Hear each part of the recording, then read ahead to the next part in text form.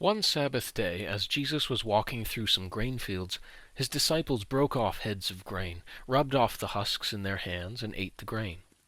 But some Pharisees said, "Why are you breaking the law by harvesting grain on the Sabbath?" Jesus replied, "Haven't you read in the Scriptures what David did when he and his companions were hungry?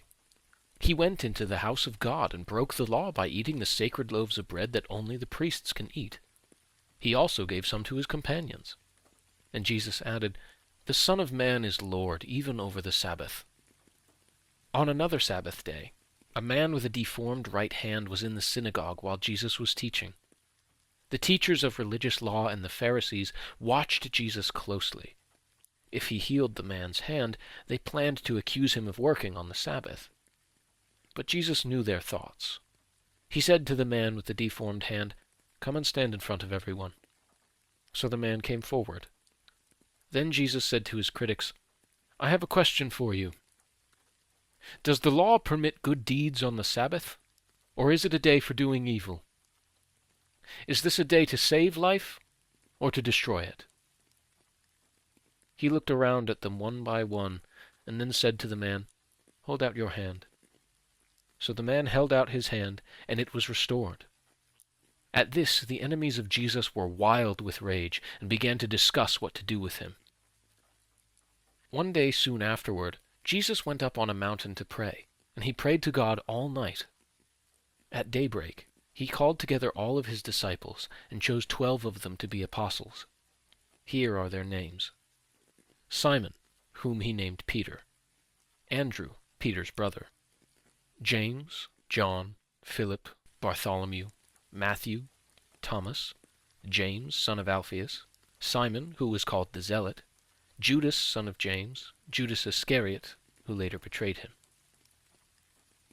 When they came down from the mountain, the disciples stood with Jesus on a large, level area, surrounded by many of his followers and by the crowds. There were people from all over Judea and from Jerusalem, and from as far north as the sea-coasts of Tyre and Sidon. They had come to hear him and to be healed of their diseases, and those troubled by evil spirits were healed. Everyone tried to touch him, because healing power went out from him, and he healed everyone. Then Jesus turned to his disciples and said, "God blesses you who are poor, for the kingdom of God is yours. God blesses you who are hungry now, for you will be satisfied. God blesses you who weep now, for in due time you will laugh. What blessings await you when people hate you, and exclude you, and mock you, and curse you as evil because you follow the Son of Man. When that happens, be happy. Yes, leap for joy, for a great reward awaits you in heaven. And remember, their ancestors treated the ancient prophets that same way. What sorrow awaits you who are rich, for you have your only happiness now. What sorrow awaits you who are fat and prosperous now, for a time of awful hunger awaits you. What sorrow awaits you who laugh now, for your laughing will turn to mourning and sorrow. What sorrow awaits you who are praised by the crowds, for their ancestors also praised false prophets. But to you who are willing to listen, I say, love your enemies. Do good to those who hate you.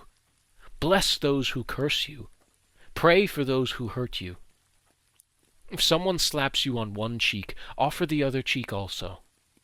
If someone demands your coat, offer your shirt also.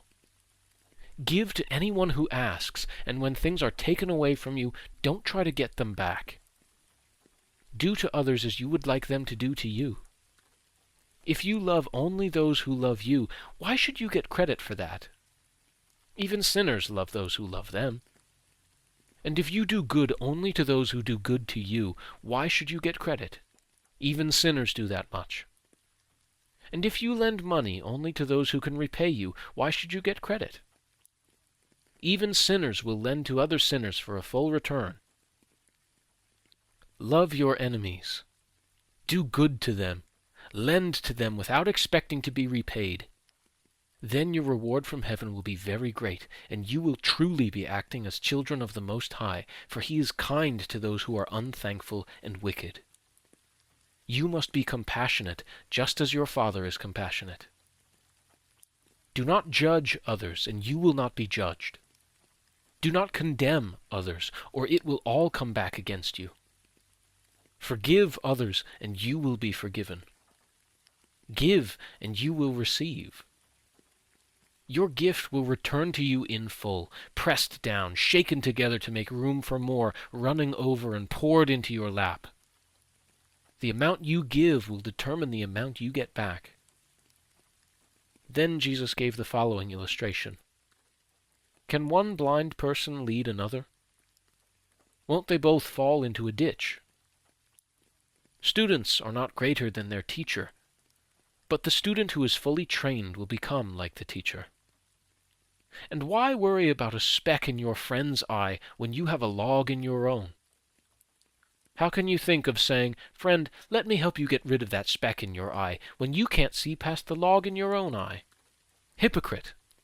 First, get rid of the log in your own eye, then you will see well enough to deal with the speck in your friend's eye. A good tree can't produce bad fruit, and a bad tree can't produce good fruit. A tree is identified by its fruit. Figs are never gathered from thorn bushes, and grapes are not picked from bramble bushes. A good person produces good things from the treasury of a good heart, and an evil person produces evil things from the treasury of an evil heart. What you say flows from what is in your heart. So why do you keep calling me Lord, Lord, when you don't do what I say? I will show you what it's like when someone comes to me, listens to my teaching, and then follows it. It is like a person building a house who digs deep and lays the foundation on solid rock. When the floodwaters rise and break against that house, it stands firm because it is well built. But anyone who hears and doesn't obey is like a person who builds a house right on the ground without a foundation. When the floods sweep down against that house, it will collapse into a heap of ruins.